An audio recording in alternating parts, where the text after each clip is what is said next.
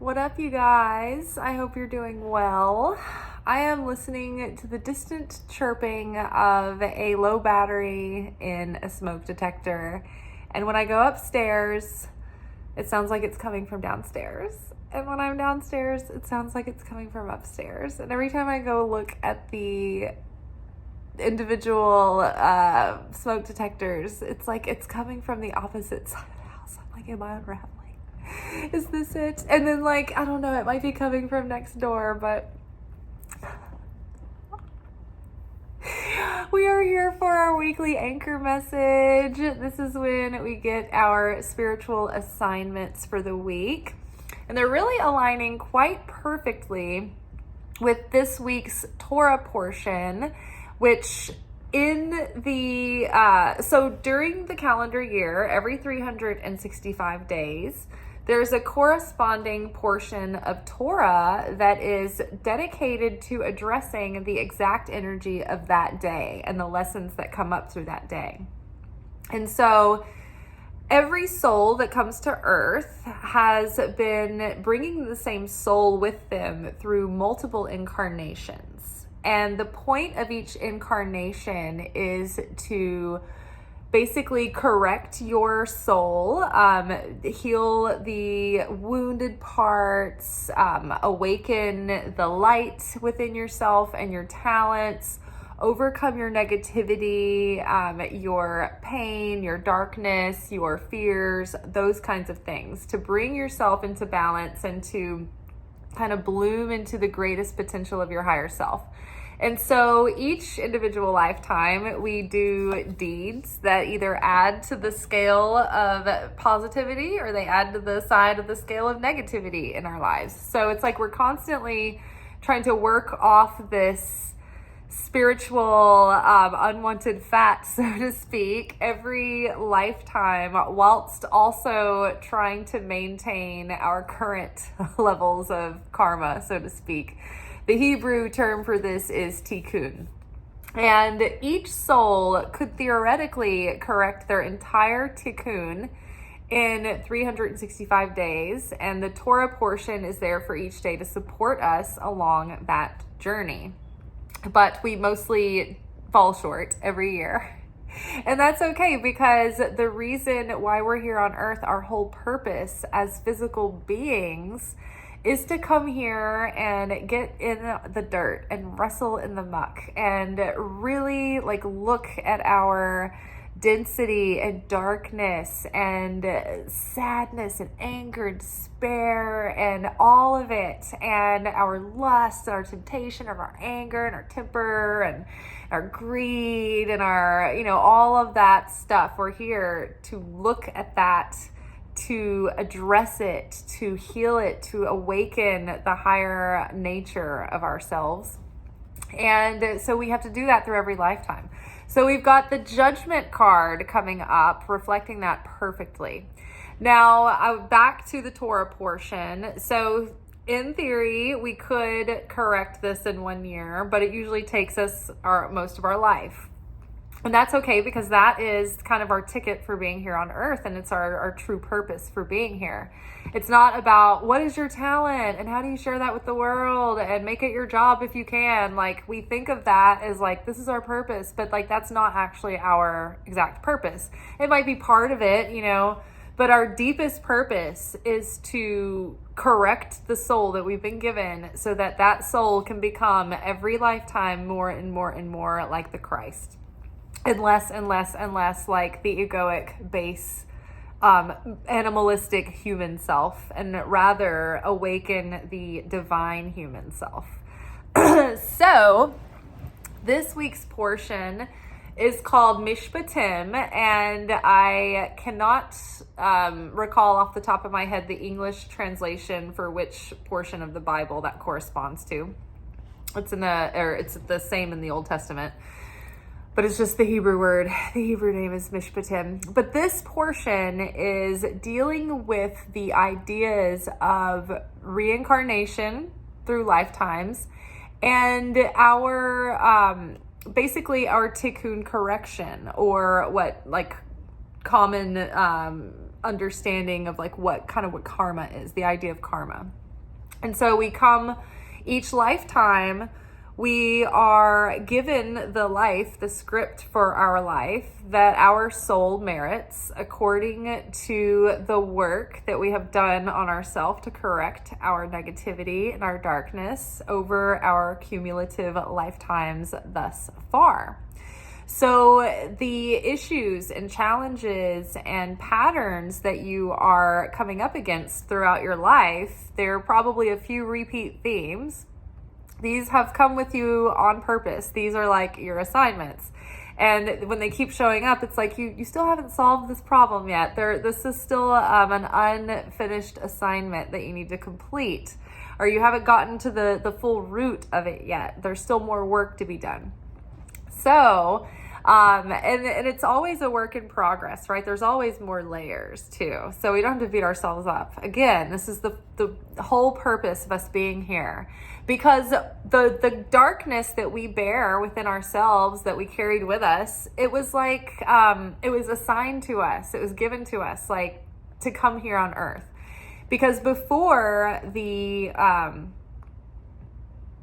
it's a very long story that I can't get into, that'll take too much time. But basically, there is density and darkness and negativity left over from the creation of formation and left over from the sin of the fall of Adam, or the fall of man from the sin of Adam. And so because we are all collective souls that have come from the original seed soul of Adam, we bear the inheritance of this density. And that's the whole reason why we're on earth. And so the law of conservation of matter states that matter cannot be created nor destroyed. It can only be transformed. Therefore, negative energy and negativity in the universe, although it is undesirable and even in some cases evil, we can't eradicate it completely from the universe. We can't just make it disappear, because that would cause like a void and a vacuum and a paradox. Everything would implode because something vital holding the whole thing up as a whole would be taken. Now, we don't tolerate and we don't embrace this darkness and this evil, but it is our absolute duty and purpose to address it, to heal, to correct this, to fix it, to lift this up, to transmute and transform this in life and out in the world. And so part of the way that we do this, and part of the way this is divvied up, and how we tip the scales of the cosmos, the scales of freaking light and dark in existence, is by doing our own correction, our own transformation, our own healing work.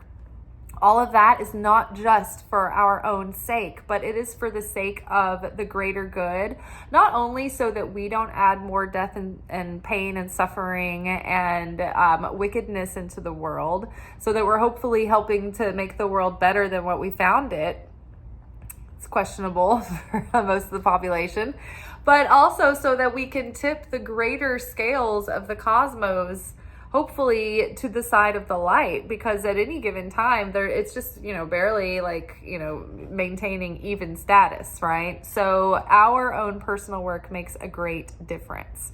So this week's portion is centered around the understanding of reincarnation and the purpose of us coming back lifetime after lifetime with these soul contracts that we work out with each other. As a group of souls, we get together before we're born into this earth, into this physical realm. And we're like, okay, I have this and this and this in my contract to, in my, soul assignments to work out, and you have all this stuff. And so I can play this part for you. I can be the antagonist for you if you want to be my nemesis in this way, or, oh, let's have this terrible relationship, or this great relationship that ends poorly, or, whatever, give me this father who is neglectful, and give me an overbearing mother. And so all of these things play in. Our mother and our father are chosen for sure before we come here. It talks about this in the Bible. Where we're born, who are the major key players in our lives, right? Who are our siblings? Who are the loves of our life that shape us and change us? Who are our bullies? Who are our closest friends? So these all happen very much on purpose. And all those buttons and triggers you have, they know about those. They're those parentheses in their script. Like, oh, make sure and press this button of theirs, and so they can see it and have something to work on. Because if we don't see these parts of ourselves, it's easy to just sort of like avoid. What ain't broke, don't fix it, right? So unless it's causing us pain and dissatisfaction or even suffering, we usually don't deal with things. So unfortunately, humans need pressure to evolve, and animals and plant life and everything, like earthly beings. Life on Earth demands pressure and heat in order to actually evolve and refine. So could have had it the easy way, but we wanted to earn the light. When we receive the light without earning it, it creates this phenomena called bread of shame, and it leads to resentment and self-loathing and self-sabotage. So getting diverted, we digress. So the cards for Monday this week, really aligning with that Torah portion and theme, we've got the Judge. We have the Unseen. And we have the Vision.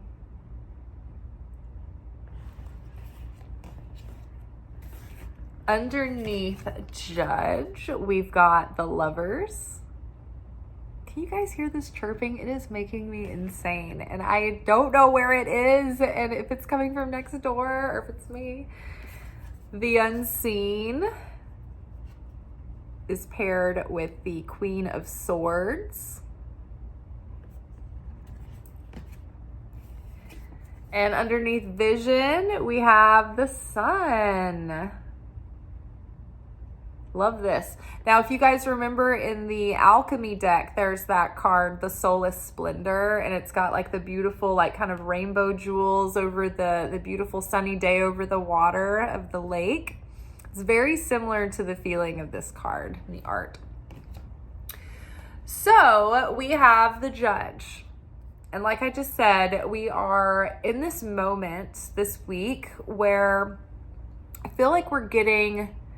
like we've just come out of that period of 6 weeks where it bookended around Capricorn season, where we were revisiting our old lessons and patterns, the ones that we thought we'd passed or we were done with, but they crept back around again to take the temperature of where we're at with it, within our consciousness, within the integration of the growth. So now, having come to the other side of that, and how we're kind of coming through the end of Aquarius season where our mind is shifting and our ideas and our consciousness are shifting around these things, we're starting to get a lot more clarity around what those lessons that our life, like the karmic lessons that we've repeated throughout our lives and the patterns and everything. It's like we're finally starting to see into the deeper meaning and purpose of it all, and what it's all meant and what we need to do with that going forward. So we're starting to understand, more about what is our karma, and the fact that we're not just victimized, that we can be proactive and involved and take responsibility for ourselves and make a difference, right? Make choices. And so right now, it's like we're getting so much more clarity about the lessons that we needed to integrate. And so we're seeing a way forward, and we're seeing we're at a Y point where choices are now being made because life is shifting into a new chapter. And when things are shifting and things are in flux, decisions need to be made and choices need to be made. And that's what the Lovers card here represents. It's like we're coming to a Y in the road. And it's like, do we go to the left or to the right? Right now, no pun intended, but we're coming to a moment in like the human story where it is very, very important to be very conscious and intentional about the choices that we make right now. We are trying to heal and correct our egoic nature and liberate ourselves from this. On the journey of the Torah, throughout the Torah, every year, we're constantly thinking about the Exodus from Egypt. You know, we're either preparing for the Exodus, or we're in the Exodus, or we're reflecting upon the Exodus and remembering the Exodus and grateful for the Exodus. And so right now we are taking inventory of the ways that the ego has kept us bound and small and addicted and dependent and anxious and avoidant, and all of those things that the reactive base instincts send us through these loops of these patterns that keep us in this reactive behavior that keeps us suffering. But it's like now we're like, okay, we're in this new timeline where the old timeline stuff, the old storylines don't work anymore. And when we continue to choose according to that character and to that story, it's making this timeline that much harder. It's bringing more and more suffering along with us. It's like all of existence is wanting to push us into a new way of being. And so we have choices to make, and some of them are very clearly right and wrong. And, you know, between right and wrong, between light and dark, between goodness and love and unity, and like looking at the entirety of mankind as our brothers and sisters, rather than the path of what's in it for me. If it's not affecting me, I don't care. Instant gratification, reach for this and that, you know, FOMO, like buy now while supplies last, like that whole reactive life that's just about consuming. And, oh, is my portion safe? Like, as long as I get mine, I don't care about anybody else kind of thing. Like the desire to receive for the self alone, fear, you know, grasping for control, panicked action, groupthink, group mentality. It's like we're being shown so much more like contrast between the ego and the higher self. It's like we've awoken. You know, it's almost like I want to take in all of these cards at the same time. But we've got the Sun here. We've got the Queen of Swords. It's like we've awakened from that sleeping self that had us unconsciously going through these loops and these patterns of reactive thoughts and reactive behavior, reactive feelings that kept us stuck in pain and suffering and self-sabotage and self-destruction. And instead now it's like we're separating from that self, and we're like, oh, that's not desirable. That doesn't come naturally anymore to me to go in that direction. It's like we are now awakened to a better way, you know? And so now if we continue to choose from that darkness, from that dark consciousness, we are going to know even greater darkness. But if we choose the light, we may know challenges, but we will be living in the realm of miracles. Because when we believe in, like when we align ourselves with the Creator and we become like the Creator, then we have affinity with the Creator. Vibrationally, we draw into the bosom of the Creator, the wing of the Creator. We are under the shade of the Creator, the protection. And we are connected to miracles within that vibration, right? It's like attracts like, you know, when waves are the same, when a frequency is the same, you know, they can connect. But if it's dissonant and it doesn't match, then it can't connect. So when we share affinity with the light, we can connect with the light. And that's when we're in that flow and in that miracle zone. And we are in the blessing zone. And things are prosperous and they're happening. Even though we may have challenges, we feel that we're supported by God and by the universe, and that our certainty in the Creator is enough to unlock miracles for us. And certainty is this faith that is like the Hebrew word emunah is a quality of faith that is a faith beyond reason. It's sturdier than belief. It's knowing. It's choosing to know even when you don't feel like, right? It's like, I'm going to fake it till I make it. Like, it's a choice. I can feel terrified and scared and sad and everything all at once, but I can still choose, even within that state, to choose certainty, My choice is certainty. I am rising above my emotions. I'm rising above my thoughts. I'm rising above all the noise coming from the outside, and I'm choosing certainty. That level of faith activates miracles, because God is omnipresent. God is within all things, but we have free will. And the simulation is showing us the challenge we need to activate this faith. Essentially, that's the bottom line. It's like, can we awaken this faith? Can we awaken that level of union with the Creator where there's no separation? The ego creates separation from us and the Creator. But when we rid ourselves of that ego, that is when that union happens once more, when we are fully connected and embraced in the bosom of divine, in that absolute nirvana and bliss and fulfillment and God's rest, when we can relax and not be so vigilant and on edge, So, judgment. It's so important now to choose from that higher self and to be led by the heart, like the purified heart, right? The heart that has been awash with the Christ consciousness, activated with the Christ within it. So, we can't trust our feelings, right? And our hearts can be broken, and they can lead us in the wrong direction if we don't know how to discern past the feelings and go deeper into the depths of our heart, where our soul is connected to the Holy Spirit. And that deeper truth can come through in our heart of hearts, right? In that inner chamber, the deepest inner part of our soul. But it is not the same as feelings and emotions. It's a much different thing. And so it's something that we channel through our heart, but it's not necessarily coming from the mind of our heart.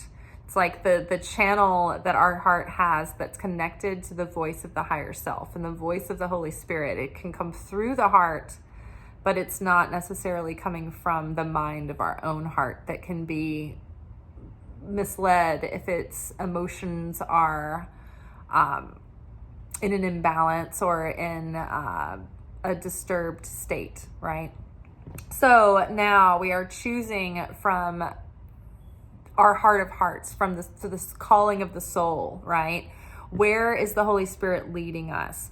What would unconditional love look like in this situation? What would strength look like in this situation? What would gentleness and gentle power and gentle strength look like in this situation? What is the path that leads me down a path that is all about receiving for the self alone and instant gratification and taking care of me and number one? And then which is the path that is thinking about not just me, but it's bigger than me, right? It's about, what does my soul need me to do in this life? What does my soul need me to do in this situation? What is my soul asking of me? What is the Christ asking of me in this situation? Where is God leading me in this moment? Which path do I take? And those choices right now are more quickly than ever writing tomorrow's script. Right? The gap of space of time between when our actions produce side effects is getting smaller. Time is speeding up. So our choices are going to have a very fast karmic backlash on us. And we're going to see very quickly when we make negative, shitty choices, we're going to have, that's going to be the seed that lays the path ahead, right? So we want to be very intentional and conscious and pure of heart as we walk forward, because all of the decisions that we're making are literally informing our destiny for the day to come and the day after that and the day after that. So our path is being laid moment to moment, and it's coming down to the kind of person that we are deciding and choosing to be going forward. Humanity is going towards the light one way or the other, whether we're going there voluntarily or kicking and screaming. So it would behoove us to do what's already more fulfilling. So we're kind of like getting so much clarity about this that it's like, it's becoming, we're getting better at being led by spirit and being led by the unseen. And we're feeling that by choosing what's not necessarily easy, so sometimes things can get a little bit hard and confusing, right? Which choice do I make to correct my tikkun? Is this the right thing to do in the situation, or is that the wrong thing to do in the situation? Sometimes if you're not quite sure, what comes easily to you is probably not the thing that's going to help you correct your tikkun, right? It's going to be the thing that's a little bit harder for you to do, that you have to push yourself out of your comfort zone and beyond your fears and beyond, what comes naturally. So for instance, if you are a super confrontational person and you're always clapping back and popping off, then maybe a situation where, another person it might be harder for them to speak up for themselves and say something. You might be asked to control yourself and know when to speak and when to be silent and when that's wisdom. But like for another person, for them to stay silent is just the easy way that they skulk away and stay out of it. But maybe they're being asked, hey, you have a voice and you have an opinion in this situation and you need to speak up. And that's hard for them. And so that's stretching them out of their comfort zone. Does that make sense? It's usually the opposite of what comes easy or what's your reflexive response. It's usually not the easy thing to do. It's usually like, oh, that takes effort. It's the thing that takes effort, right? So we can feel, though, that when we do the thing that takes effort, it opens up this realm of miracles to us. And so, yes, we may come upon challenges, but as long as we hold on to that faith and that certainty and we keep doing the right thing and we keep following our heart, then the path will be laid for us and we will be protected in that and we will be blessed in that. Right? And all of this experience and this wisdom is accumulating and we're really getting clearer and we're really seeing the way forward and we're really seeing the path forward. So it's up to us, the people who have the head start in the awakening. We've already been here. We've already been doing the work. This is us. This is our job. This is our purpose. Now it's time to report to set, dress rehearsal's over, reporting to set, get into positions. Because it's time for us to now lead the way and show the way to others and be that example and be that teacher and be that helper for those who are struggling or they're not quite sure how to find the way yet, or they're just now awakening. And we have our bearings, right?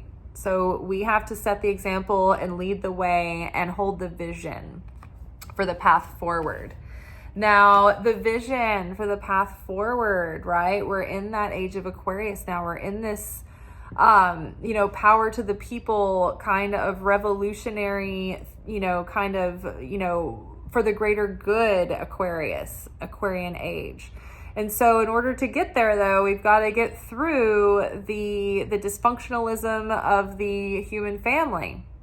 But the way ahead it's very promising. I mean, it's not without challenge. We've got the mountain here in the background, but we've got wisdom here at both sides. We've got wisdom and insight and understanding and compassion and empathy.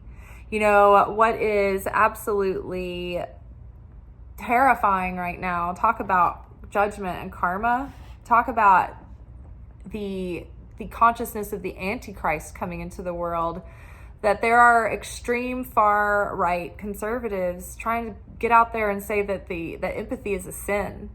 They're trying to make it seem like compassion is a sin because you know what? It's not convenient to them. It's not convenient to I want to do whatever I want to do and I want to have total power and dominion over everyone and I'm greedy and I want to get mine and I don't want to feel bad about my materialism and I want to be able to do what I want without feeling guilty and da da da da da. And so Jesus's message isn't good enough for them anymore. They don't believe in that. They just want to believe in whatever reinforces their plans. And that is the Antichrist that we've been warned about, that is creeping into the very church. We thought it was going to be outside of us, outside of the church. oppressing us, preventing us from being Christians. No, these are just people who have gotten caught up in the world system and been so blinded by greed and status and prejudice that they're blaspheming heretics now, haggling their pastors because they don't like the fact that the Jesus that they've been pushing in everyone's face, they're nothing like him. And if they're starting to figure out that, oh my God, if I were face to face with that Jesus nowadays, he wouldn't approve of me at all. Wow. But they don't want to see that. They'd rather go double down in their blindness and blame shift and block it out and be in avoidance and go into the sociopathology of group narcissism. So that's what we're dealing with now. Also, the asteroid headed towards Earth in 2032. Every day, it's like, wake up, what fucking movie are we in today? And it's always like a sci-fi political action thriller. No romance at all. I'm pissed. Where's the comedy? I want a refund. Get me out of here. Aliens, hello. Got any other better plans, please? It's okay. China's working on their death ray. So a laser, a giant laser that will blast this thing apart. This is like we're living in Austin Powers now. It's just like every day something new, something delightful to just be in awe of. Okay, so the vision. Fortunately, this isn't the larger population. Like, the larger population is getting it. Like, even, I mean, the people that I'm talking to who have been alienated from the church for decades are now all of a sudden on fire about the original translations of the Bible. And wait a second, like this, like they're defending the Christ. They're defending Christ's message. They're getting into it again. It's amazing and terrifying and spectacular to see all this playing out in our lifetime. You know, we've been told all these stories and all of these prophecies, and we've been waiting around. And just like in the New Testament, when Jesus showed up in person, everybody was like, wait a second, I thought we were gonna like put an army together and overthrow the Roman government. Like, they thought all of these things, and when Jesus showed up and he was who he was, even then they were like, are you sure? Like, this doesn't seem right. Some people thought he was a blasphemer. Some people thought he was a heretic. Some people thought he was going to, again, lead this like revolt and overtake the government. He was like, that is not the message that I'm here to bring. That's not the way I'm setting you free. You know, I'm setting you free on a spiritual and a consciousness level. I'm liberating your soul no matter what the circumstances are around you. And I'm teaching you compassion and empathy and caring and sharing and love for your neighbor. Not the neighbor who lives in your gated subdivision, but the neighbor who is standing on the corner selling the contributor.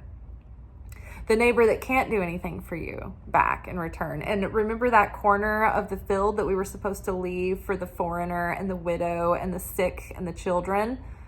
We weren't supposed to ignore that. Those are our social programs that we help the needy with. So that is the covenant that God based his promise to his chosen people, based on justice, of treating everyone fairly and making sure that there was enough to go around for everyone. Taking care of the marginalized was the fine print that sealed the covenant of God and his chosen people. Who are the chosen people? The Israelites. Those people are either Jewish or they took on the commandments and practices of God and what he asked of his people. And if you're not in line with either of those, then you're not a chosen person anymore, right? You're not in that crowd. If you're not becoming more like the God of Abraham and Jesus Christ, the real Jesus Christ, not the machine gun McDonald's Jesus Christ, corporate Jesus, for God's sake. Like those people have wandered off. They're not even with the mixed multitude anymore. They're so far off and back in the wilderness. They've gone back to Egypt. Let them be swallowed up by the Red Sea. Let their progeny be taken under the depths of the abyss. Like, because that's, you read what happens to the people that offend God to that level. It doesn't go well for them. So everyone else in the world is waking up to this vision in huge, huge, huge masses, I think, right now. I think it's very, very encouraging. The Sun card is here, again, awakening, new light, new life, new vitality. This character has caught this bird. The birds are messengers. We've got the message. We get it loud and clear. We're getting it, and we're on the job. We're seeing things. We're seeing the assignment, and we're showing up for it. And it is up to each of us to make that choice, because the line in the sand between right and wrong is clearly being drawn right now. You don't need footnotes to figure all this out. And the people who are in this hypnotism, this deep nightmarish sleep that can't see it right in front of their face, they're like zombies. And we might be able to wake them up. We might not be. It's disturbing. But what's even more disturbing is that it's not even like a lot of these people are that, they're not that fervent. They just are going along with the crowd. And I mean, these are like grown-up people. Some of them are old people. They're just continuing to go along with the crowd. Like, do you guys remember that whole, like, if your friends jumped off a bridge, would you do it too? Yes, apparently they would. They're doing it now. Like, at a scale of, like, prophetic proportions. It's unbelievable to watch. So, that is this week. We are clear about our patterns and how to identify this karma. And last night we had, in our weekly energy oracle forecast, we talked about just how to meet the moment when it comes, how to pause, how to, observe the situation and figure out, okay, what is the context? Why is this happening? Why is this in my movie? Where do I go from here? Well, we started talking about that process of how to pause and practice free will last night. And now today it's like, okay, so as we meet these moments that we're in these tests and meeting these patterns again and coming to these big decision points, how are we going to move forward? What are we going to choose, right? Because we are here to work off the negativity that we have accumulated and carried through lifetimes. And so right now, there's a lot of work to be done. Individually, collectively, globally, environmentally, it's everywhere.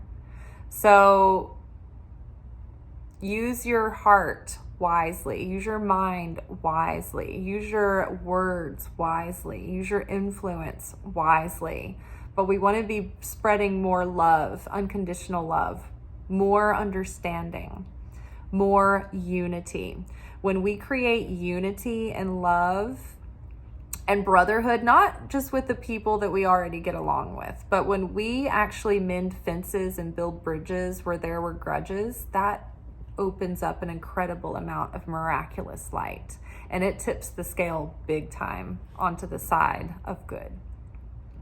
So that is one way we correct from past lives. All right, you guys. There's so much more to say. That's why we talk about this stuff every day. Back to my question yesterday, if anybody's still here watching, I'm trying to get more insight into how to use my keywords to reach the people who want this information on this channel, and also more insight into like what your pain points are and what your needs are.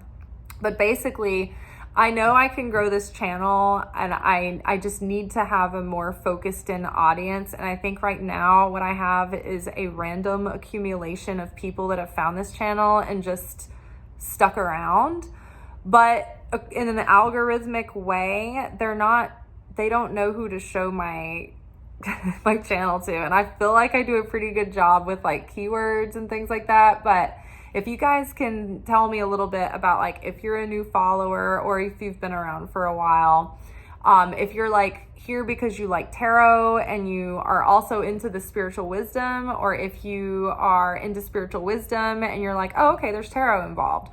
Or if you just happened upon this channel and you're like, oh, this is nice. Or if you're like a person who wants to have a spiritual life and wants to have a relationship with God and Jesus and wants to learn how to listen to their own intuition and be able to discern for themselves, but they've been alienated by the church. See, that last portion of people, that's who I thought that I would be addressing, but I'm not sure who's out there. So I need to hone in on my ability to make good keywords, I think, and titles. That way it can help these messages get out to people who genuinely need them and need the encouragement and the direction and insight right now. I mean, these are really vital times for this to be getting out to people. So if you guys can help me out by doing that, that'd be deeply appreciated.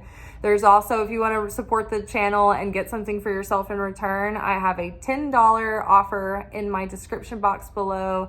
It is the 2025 prediction series. It is so thorough, so packed with value, channeled messages about the year, a yearly overview, quarterly readings, and monthly readings. And each individual video for the month, for the year, for the quarter, they all have their own journal questions, not a million, but just a few to really help you get through those weeks and those months and those seasons and be as prepared as you can for like the themes that are going to be coming up, the stuff we're going to be working on, the triggers that are going to happen, the challenges, the opportunities ahead. There's some definite themes playing out this year. And if we can like have some sort of anticipation that that's coming, it'll soften the blow. It'll help us be prepared to take advantage of opportunities, and it will help us prepare for challenges to come. So I think it's an invaluable resource to have, and it will help you feel more fulfilled and on purpose and with more purpose and intention than if you just tried to take on the year with your goals and your plans and try to like, I don't know, work against the grain.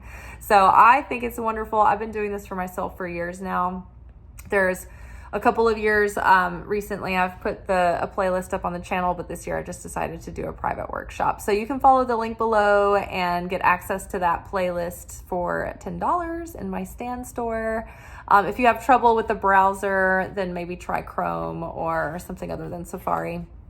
Otherwise, like, share, comment, anything that you take, any action you take on this video helps this video get shared to other people in the algorithm. So thanks y'all. I will talk to you tomorrow.